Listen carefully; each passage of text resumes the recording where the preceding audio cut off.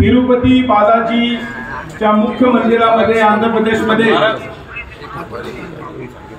आपण सगळ्यांना माहित आहे की तिरुपती बालाजीच्या मंदिरामध्ये तिरुमलामध्ये जिथं आपल्या सगळ्यांची आस्था आहे, भारतातच नाही तर भारताच्या बाहेरही ज्या मंदिराबद्दल आस्था आहे त्या मंदिरात किंवा कुठल्याही मंदिरात शुचिता, शुद्धता, पवित्रता ही किती महत्त्वाची असते।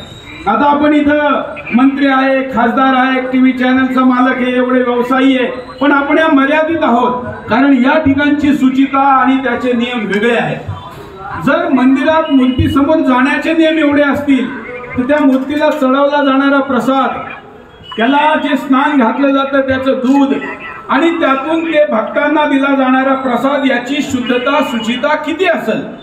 परंतु हिंदू धर्मावर आक्रमण करणाऱ्या लोकांनी फक्त हातोड्यांनी मूर्त्याच नाही तोडल्या तर अशा षडयंत्रातून आपल्या आस्थेवरही मोठे आघात केले। कल्पना करा, देशाचे प्रधानमंत्री सुद्धा या काळात तिथं जाऊन आले ज्या काळात हे सगळं झालेलं आहे आणि तिथल्या प्रसादामध्ये गाईचं मांस, डुकराचं मांस, माशाचं तेल आणि असं काय काय जे काय भेसळ सगळं मार्केटमध्ये चालत असेल ते सगळं लॅब रिपोर्ट मध्ये समोर आलेलं आहे। तर अशा सगळ्या लोकांना मनात काय वाटलं असेल, किती वेदना झाली असेल, व्यथा झाली असेल, म्हणजे भक्तांच्या मनामध्ये यातून निर्माण झालेलं दुःख, त्या ठिकाणची दुखवलेली आस्था, तुटलेला नियम, हे सगळं पाहता सरकार दरबारी तर आपण त्यांच्यावर कारवाईसाठी मागणी करतोच। मी आता दिल्लीहून निघत असताना तिथले उपमुख्यमंत्री पवन कल्याण यांचाही फोन आला की आम्ही या ठिकाणी आंदोलन करतोय, तुम्ही देशभरात करताय, हे इतकं वाढवलं पाहिजे का?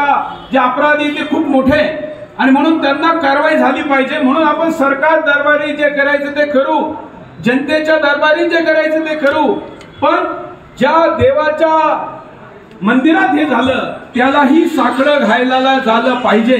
म्हणून आज आपण पूर्ण देशभरातल्या सगळ्या हिंदूंना अपील केली होती की आपापल्या ठिकाणी आरतीला जा, जिथं महाआरती शक्य आहे ती महाआरती करा।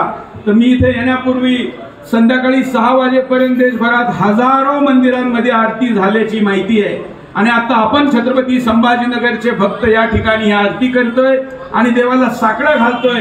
तर आपण अशी शक्ती सरकारला, समाजाला, जांच एजन्सीला द्या की हे जे अपराधी असतील त्या अपराध्यांना सरकारी कायद्याप्रमाणे संविधानच्या नियमाची सजा व्हायची ती होईलच, पण देवानीही एक अशी सजा दिली पाहिजे का पुन्हा कुणीही असा अपराध करण्याचा विचार सुद्धा मनात आणणार नाही। आणि या निमित्त सगळ्या देशभरातल्या मंदिरांमध्ये ही शुद्धता, शुचिता, त्याचे नियम या विषयाचा आग्रह धरला जावा। त्यातून त्या मूर्तीची जी प्राणप्रतिष्ठा केलेला देव असतो त्याची शक्ती अजून वाढावी असा विचार या निमित्ताने आहे आणि हिंदूंना त्याच्या विरुद्ध काय काय षडयंत्र होत चालले हेही माहीत व्हावे, याही याच्या पाठीमागचा उद्देश आहे। ज्यावेळी काल इकडे यायचं ठरलं तर रात्री आम्ही कराड साहेबांना आणि मी बोललो होतो, साहेबांनी ठरवलं का या मंदिरामध्ये आपण आरती करायची आणि म्हणून आज आपल्या सगळ्यांचा योग या ठिकाणी आला। ही आरती देशभरात आपण सुदर्शन मार्फत दाखवूही, पण आपण या व्हिडिओतून पाहणाऱ्या अन्य लोकांना मी असं म्हणतो की आपापल्या ठिकाणी बालाजीचं मंदिर नसेल तर जे मंदिर असेल तिथं जा, पोरांना घेऊन जा, घरातल्या बायका मुलांना घेऊन जा आणि त्यांच्या बरोबर आरती करून हा संदेश अवश्य द्या। जय बालाजी, जय बालाजी।